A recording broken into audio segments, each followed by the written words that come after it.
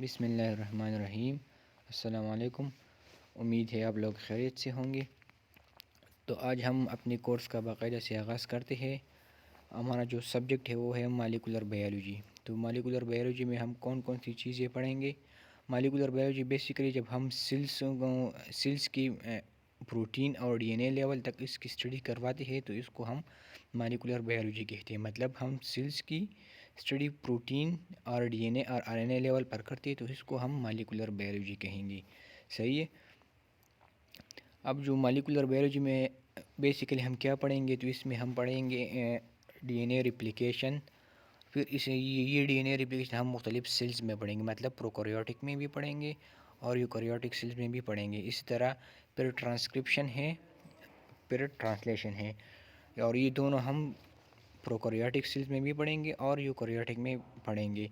इसी तरह हमारे कोर्स में कुछ आरएनए के टाइप्स है, ये भी हम बाद में डिस्कस कर लेंगे। सही है। और ये सारी डीएनए मतलब हम बेसिकली जो हम सारा सेंट्रल डोग्मा है वो हम इसी कोर्स में डिस्कस कर लेंगे। सही है। तो आज हम जो टॉपिक है पढ़ने जा रहे हैं उसका नाम है central dogma and gene theories, कि सेंट्रल डोग्मा क्या चीज़ है। कॉन्टेक्स्ट बेसिकली क्या चीज़ है कि हम इस प्रेजेंटेशन में कौन कौन सी चीज़ें पढ़ेंगे। हम पढ़ेंगे introduction to central dogma, DNA replication, transcription, translation, reverse transcription, RNA replication, direct translation from DNA to protein. तो ठीक है, तो हम इस लेक्चर में यही पढ़ेंगे सेंट्रल डोग्मा। अब सेंट्रल डोग्मा क्या चीज़ है। The central dogma is the process by which instruction in DNA are converted into a functional product. अब सेंट्रल डोग्मा क्या चीज़ है। जब हमारे डीएनए में कोई इंस्ट्रक्शन मौजूद हो, वो जब फाइनल प्रोडक्ट यानी कि प्रोटीन में कन्वर्ट हो जाए तो इस प्रोसेस को हम कहेंगे central dogma. Central dogma means कि जो हमारे डीएनए है, डीएनए के अंदर बेसिकली जीन्स होती है और वो जीन्स हर एक जीन्स स्पेसिफिक प्रोटीन बनाने में हेल्प करता है। तो अब जो वही डीएनए हमारे साथ किसी स्पेसिफिक प्रोटीन की प्रोडक्शन करवाएगा तो इसी प्रोसेस को हम क्या कहेंगे, सेंट्रल डोग्मा। ठीक है। First proposed in 1958 by Francis Crick. अब इस सेंट्रल डोग्मा, इस थ्योरी को किसने डिस्कवर किया। फ्रांसिस क्रिक ने 1958 में, जिसने ऑलरेडी स्ट्रक्चर ऑफ डीएनए को भी डिस्कवर किया हुआ है। ठीक है। The central dogma of molecular biology deal with the detailed residue by residue transfer of sequential information. अब सेंट्रल डोग्मा में हम detail residue by residue transfer पढ़ेंगे, मतलब DNA, how DNA makes RNA and how RNA makes protein. तो ठीक है, तो हम इस सारी प्रोसेस को डिटेल बाय डिटेल पढ़ेंगे, मतलब रेसिड्यू बाय रेसिड्यू मीन कि how DNA makes RNA and RNA makes protein. ठीक है। तो सेंट्रल डोग्मा क्या चीज़ था, जो इंस्ट्रक्शन था हमारे डीएनए में, वो जब फंक्शनल प्रोडक्ट यानी कि प्रोटीन में कन्वर्ट हो जाए तो इस सारे प्रोसेस को हम क्या कहेंगे, सेंट्रल डोग्मा। और सेंट्रल डोग्मा के अंदर फिर क्या आती है, रिप्लिकेशन आती है, ट्रांसक्रिप्शन आती है और ट्रांसलेशन आता है।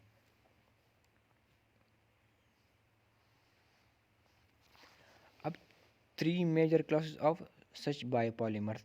अब ये इंफॉर्मेशन ट्रांसफ़र कौन करवाते हैं, इसके लिए कुछ पॉलीमर चाहिए, जिसको हम क्या कहते हैं, बायोपॉलीमर्स। और ये बायोपॉलीमर्स कौन कौन सी है, डीएनए, आरएनए एंड प्रोटीन। अब ये 3 बायोपॉलीमर है जो कि इस ट्रांसफॉर्मेशन ऑफ इंस्ट्रक्शन करते हैं from the DNA to protein. ठीक है। अब ये कौन करवाएगा, जो इंफॉर्मेशन ट्रांसफ़र होती है, तो ये 3 बायोपॉलीमर करवाएंगे, जिसको हम क्या कहते हैं, डीएनए, आरएनए एंड प्रोटीन। ठीक है। अब ये 3 बायोपॉलीमर है। 9 possible direct transfer of information that can occur between these. अब 9 तरीके हैं जिसकी बिना पर ये इंफॉर्मेशन ट्रांसफ़र होती है। इन तीनों डीएनए, आरएनए एंड प्रोटीन की वजह से जो इंफॉर्मेशन ट्रांसफ़र होती है, इसके फिर 9 तरीके हैं। The dogma classes these into 3 groups. अब इनको हमने 3 ग्रुप्स में डिवाइड किया हुआ है, मतलब टोटल 9 ट्रांसफ़र के तरीके हैं, 9 possible direct transfer of information that can occur between these. तो डोग्मा ने उसको फिर 3 क्लासेस में डिवाइड किया हुआ है, 9 वेज है। तो डोग्मा ने इसको क्या किया है, 3 ग्रुप्स में डिवाइड किया हुआ है।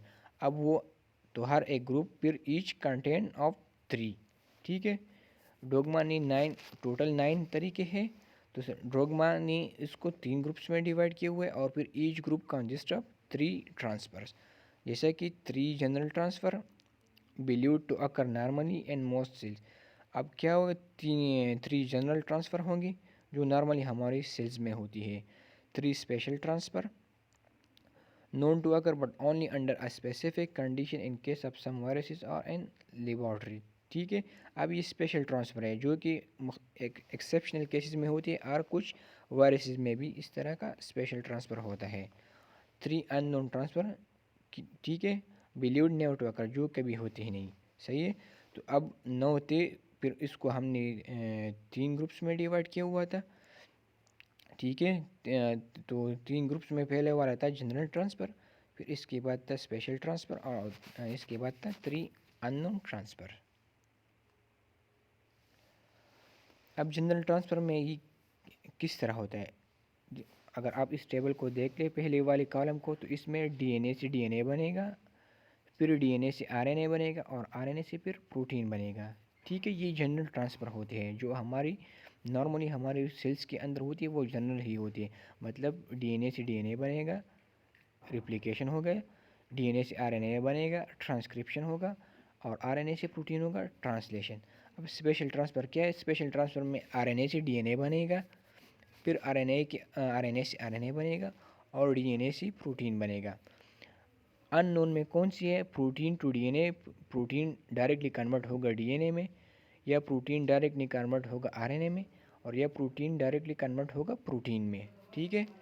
तो अब ये 9 पॉसिबल वेज है of the transformation.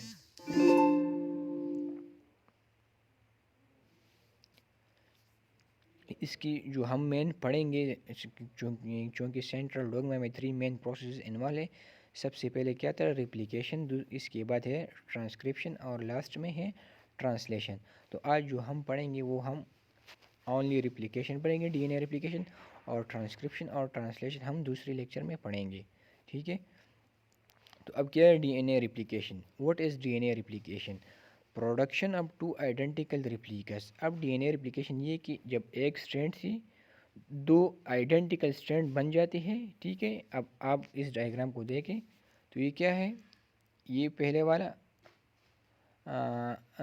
Double standard single, मतलब डबल स्टैंडर्ड डीएनए ओरिजिनल, और फिर आखिर में क्या है, इसके साथ इसकी 2 कापीज़ बनी होंगी, ठीक है। तो डीएनए रिप्लिकेशन में क्या होता है, आइडेंटिकल कॉपीज़ बनेंगी एक ही स्ट्रैंड की, सही है। The double helix is unwound, each strand act as a templates for the next strand, copying from DNA to DNA is the fundamental step in the central dogma. अब आप लोग इस diagram को देखिए, मैं आप लोगों को इस तरह इस डायग्राम में सही तरह समझाऊंगा। पहला जो है वो डबल स्ट्रैंडेड डीएनए है, ठीक है। तो रिप्लिकेशन के लिए डबल स्ट्रैंडेड डीएनए को हमने अनवाइंड करना है, मतलब इसके स्ट्रैंड को एक दूसरे से अलग करना होगी, ठीक है। तो अब ये पहला डबल स्ट्रैंडेड डीएनए। अब जो सेकंड में क्या हुआ है, 2 स्ट्रैंड एक दूसरे से अलग हुए हैं, ठीक है।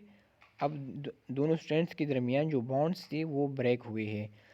तो इस तीसरे जुमले का क्या मतलब है कि each strands act is a template for the next strand. अब जो ये स्ट्रैंड्स अलग हुई है ये क्या करेंगे, एज अ टेम्पलेट काम करेंगे, एज अ पेरेंट स्ट्रैंड काम करेंगे फॉर द नेक्स्ट स्ट्रैंड, ठीक है।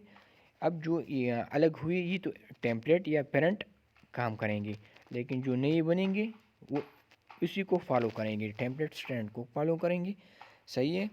और लास्ट जुमले का क्या मतलब है कि copying from DNA to DNA is the fundamental step in the dogma.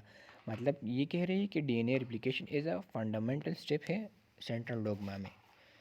समझ आ रही है कि मतलब पहला डबल स्टैंडर्ड डीएनए था, डबल स्टैंडर्ड डीएनए को हमने अलग करवाया, 2 में कन्वर्ट किया, 2 स्ट्रैंड में।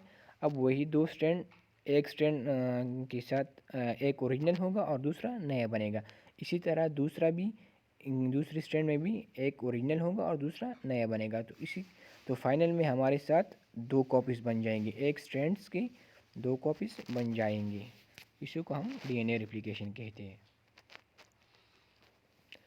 अब डीएनए रेप्लिकेशन के लिए हमें कुछ एंजाइम चाहिए होती है जिसको हम कंबाइन क्या कहते हैं, replisome, a complex group of protein that perform the replication of the information. अब रिप्लेसोम में मुख्तलिफ तरह के एंजाइम होंगे जो डीएनए रेप्लिकेशन की प्रोसेस को परफॉर्म करेंगे। इससे में सबसे पहले कौन सा है, हेलिकेज। हेलिकेज क्या करते हैं, it unwinds the super helix as well as the double stranded DNA helix to create a replication fork. Helicase enzyme basically क्या करता है, वो डबल स्ट्रैंडेड डीएनए को सिंगल स्ट्रैंडेड में कन्वर्ट करेगा। मतलब डबल स्ट्रैंडेड डीएनए को इसके अंदर जो बॉन्ड्स है वो ब्रेक करवाएगा। मतलब पहले डबल स्ट्रैंड था, हेलिकेज एंजाइम जब आ जाए इसके ऊपर तो वो एक दूसरे से अलग होकर सिंगल स्ट्रैंड में कन्वर्ट हो जाएंगी with the help of helicase enzyme. इसी तरह दूसरा क्या है, SSB binding, SSB protein single stranded binding protein bind to the open end of the double stranded DNA to prevent it from reassociating। अब SSB protein क्या करता है, SSB protein जब पहले डबल स्ट्रैंडेड डीएनए था, हेलिकेज ने आके उसको सिंगल स्ट्रैंडेड में कन्वर्ट किया, मतलब एक दूसरे से अलग करवाए।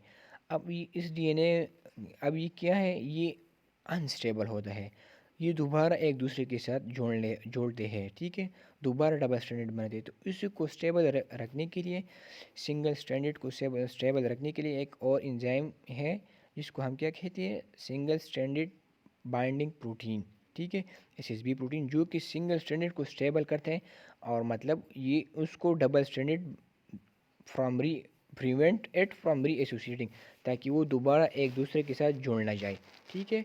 सिंगल स्ट्रैंडेड एसएसबी प्रोटीन क्या करते हैं, ये सिंगल स्ट्रैंडेड को डीएनए को स्टेबल रखते हैं ताकि ये दोबारा एक दूसरे के साथ जुड़ ना जाए, दोबारा एक दूसरे के साथ बॉन्ड ना बनाए, ठीक है। और इसको सिंगल स्ट्रैंडेड की हालत में ही रखता है एसएसबी बाइंडिंग प्रोटीन।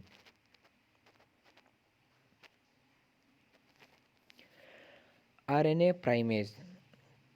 अब आरएनए प्राइमेज क्या करेगा, it adds complementary RNA primer to each template strand as a starting point for replication. अब रिप्लिकेशन के लिए हमें प्राइमर चाहिए होती है, ठीक है। प्राइमर आके एक स्पेसिफिक सीक्वेंस के साथ अटैच करेगा और फिर वही प्राइमर की एक्सटेंशन होगी और हमारे साथ न्यू स्ट्रैंड बनता जाएगा, ठीक है। तो अब प्राइमर हमारे लिए चाहिए, तो ये प्राइमर कौन लेके आता है, ये आरएनए प्राइमेज लाता है, ठीक है। आरएनए प्राइमेज क्या करता है, मुख्तलिफ तरह की आरएनए प्राइमर्स बनाते हैं और वही प्राइमर्स फिर आके डीएनए के साथ अटैच होती है क्यों कोई स्पेसिफिक सीक्वेंस के साथ, और फिर इसी सीक्वेंस को हम इसी सीक्वेंस की एक्सटेंशन होती है तो वही नया स्ट्रैंड बनता है।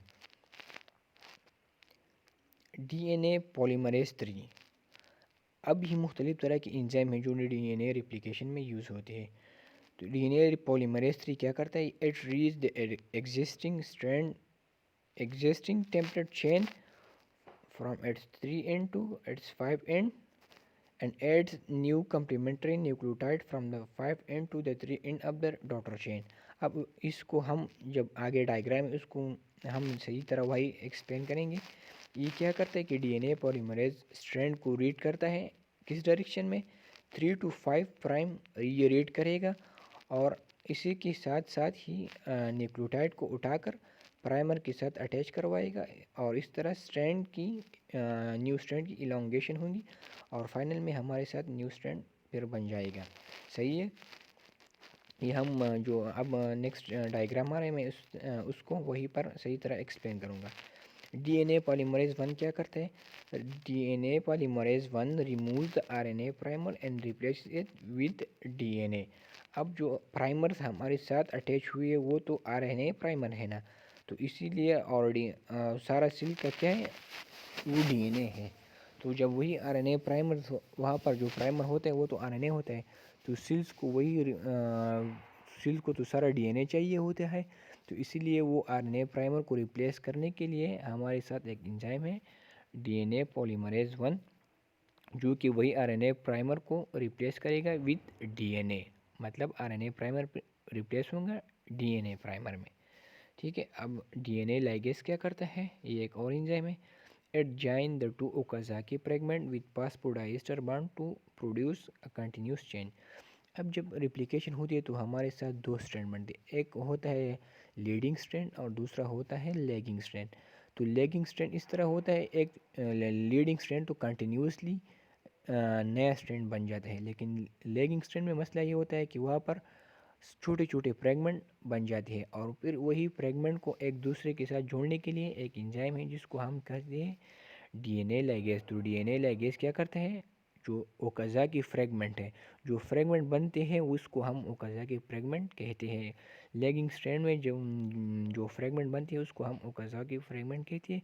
और फिर वही फ्रेगमेंट को अटैच करने के लिए हमारे साथ एक एंजाइम हो जिसको हम डीएनए लाइगेज कहते हैं, जो इन ओकाज़ाकी फ्रेगमेंट को अटैचमेंट में हेल्प करवाएगा। अब ये जो मेन टॉपिक है डीएनए रेप्लिकेशन का, अब इस डायग्राम में वन बाय वन एक्सप्लेन किया हुआ डिटेल में।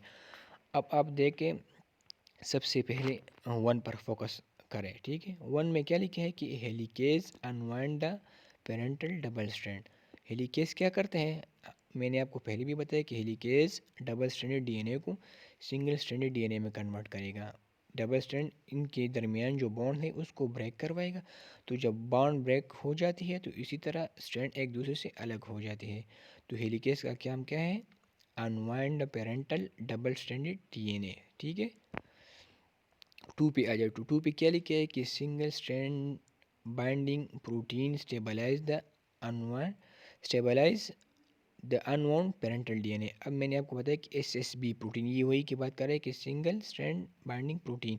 एसएसबी प्रोटीन क्या करता है, स्टेबलाइज करता है अनवाउंड पेरेंटल डीएनए। अब जो अनवाउंड डीएनए है इसको स्टेबल करके रखता है ताकि वो एक दूसरे के साथ दोबारा बाउंड ना बनाए, ठीक है। ये for the stability of single stranded DNA. Third पे आ जाए तो थर्ड में क्या लिखे कि the leading strand is synthesized continuously in the 5 to 3 direction by DNA polymerase. तो ठीक है, मैंने आपको पहले भी बताया कि डीएनए में कि रेप्लिकेशन में दो तरह के स्ट्रैंड्स बनेंगे, एक लीडिंग स्ट्रैंड होगा और दूसरा लैगिंग स्ट्रैंड होगा। तो जब ये ऊपर वाले को आप देखें, ये ऊपर वाला क्या है, ये लीडिंग स्ट्रैंड है, ये कंटिन्यूसली बनता है। मतलब कोने में क्या आता है, सबसे पहले प्राइमर अटैच होगा और फिर वही प्राइमर की एक्सटेंशन होती है टूवर्ड्स द फॉर्क और ये स्ट्रैंड कंटिन्यूसली बनता है, ठीक है। तो जो ऊपर वाला स्ट्रैंड है ये क्या है, लीडिंग स्ट्रैंड है जो कि कंटिन्यूस बना है। फोर पे आ जाए तो फोर पे क्या लिखा है कि the lagging strand is synthesized discontinuously, ठीक है। अब लेगिंग स्ट्रैंड क्या है, डिसकंटिन्यूसली डिज़ाइन हुआ है, सिंथेसाइज्ड हुआ है। अब नीचे वाले को आप देखें तो इसको आप मुख्तलिफ तरह के फ्रेगमेंट नज़र आएंगे, इसलिए इस फ्रेगमेंट को हम क्या कहते हैं, ओकाज़ाकी फ्रेगमेंट। तो क्या होता है, फोर पे आ जाए तो फोर में क्या लिखे, the lagging strand is synthesized discontinuously, primase synthesize a short RNA primer which extended by the DNA polymerase to form an Okazaki fragment. तो ठीक है, प्राइमेज मुख्तलिफ तरह के प्राइमर बनाएगा। ये जो वहाँ पर जो रेड है, यहाँ पर जो रेड शो हुआ है ये क्या है, आरएनए प्राइमर है जो जिसको किसने बना है, प्राइमेज ने। अब इस प्राइमर को कौन करवाएगा, एक्सटेंशन डीएनए पॉलीमरेज एक्सटेंड करवाएगा in the form of 5' to 3' direction, क्योंकि जो डीएनए के स्ट्रैंड बनेंगे वो किस डायरेक्शन में बनेंगे, 5' to 3'। ये आप लोगों को याद होना चाहिए कि डीएनए के स्ट्रैंड हमेशा 5' to 3' बनेंगी। इसकी फॉर्मेशन किस डायरेक्शन में होंगी, 5' to 3', ठीक है। तो अब इसका क्या होगा, जो नीचे वाला स्ट्रैंड है ये फ्रेगमेंट्स में बन जाएगा। अब ये छोटे छोटे फ्रेगमेंट्स में बन जाएगा तो इसी फ्रेगमेंट को हम ओकाज़ाकी फ्रेगमेंट कहेंगे, ठीक है। अब फिर इस ओकाज़ाकी फ्रेगमेंट को कौन अटैच करवाएगा ताकि वो ये कंटिन्यूस स्ट्रैंड बन जाए, वो डीएनए लाइगेज करवाएगा। फिफ्थ पे आ जाए तो फिफ्थ पे क्या लिखा है कि after the RNA primer is replace by the DNA, वही प्रोसेस है कि आरएनए प्राइमर फिर डीएनए में रिप्लेस होगा बाय अनदर डीएनए पॉलीमरेज। दूसरा डीएनए पॉलीमरेज क्या करेगा, वो आरएनए को डीएनए में कन्वर्ट करेगा। DNA ligase join the overall DNA ligase join the Okazaki fragment to the following growing strand. अब वही बात है कि डीएनए लाइगेज फिर क्या करेगा, ओकाज़ाकी फ्रेगमेंट की जॉइनिंग में हेल्प करवाएगा तो ठीक है, जो जो ऊपर वाला स्ट्रैंड है ये तो कंटिन्यूसली बन गया, तो इसको हम लीडिंग स्ट्रैंड बोलते हैं। और जो नीचे वाला स्ट्रैंड है ये फ्रेगमेंट्स में बन जाता है, और इसी फ्रेगमेंट को क्या हम कहेंगे, ओकाज़ाकी फ्रेगमेंट। तो ये सबसे इम्पोर्टेंट एमसीक्यूज़ है, हमेशा आता है कि लैगिंग स्ट्रैंड में जो फ्रेगमेंट बनती है उसको हम क्या कहते हैं। तो आपने आंसर करना होगा कि ओकाज़ाकी फ्रेगमेंट। और फिर वही ओकाज़ाकी फ्रेगमेंट कौन अटैच करवाता है एक दूसरे के साथ, तो वो आपने आंसर करना होगा कि DNA ligase helps in the joining of the Okazaki fragment. ठीक है, तो ये था डीएनए रेप्लिकेशन का प्रोसेस। अब आगे है ट्रांसक्रिप्शन और ट्रांसलेशन। ट्रांसक्रिप्शन क्या चीज़ है और ट्रांसलेशन क्या चीज़ है, ये हम नेक्स्ट लेक्चर में पढ़ेंगे। अब तक हम डीएनए रेप्लिकेशन तक ही डिस्कस कर लेंगे, सही है। अब अगर कोई क्वेश्चन हो वगैरह तो आप लोग कमेंट्स में भी पूछ सकते हैं, यूट्यूब वगैरह की जो कमेंट्स एरिया है, और आप लोग व्हाट्सएप के ग्रुप में भी क्वेश्चन पूछ सकते हैं। अल्लाह हाफिज़, thank you so much class.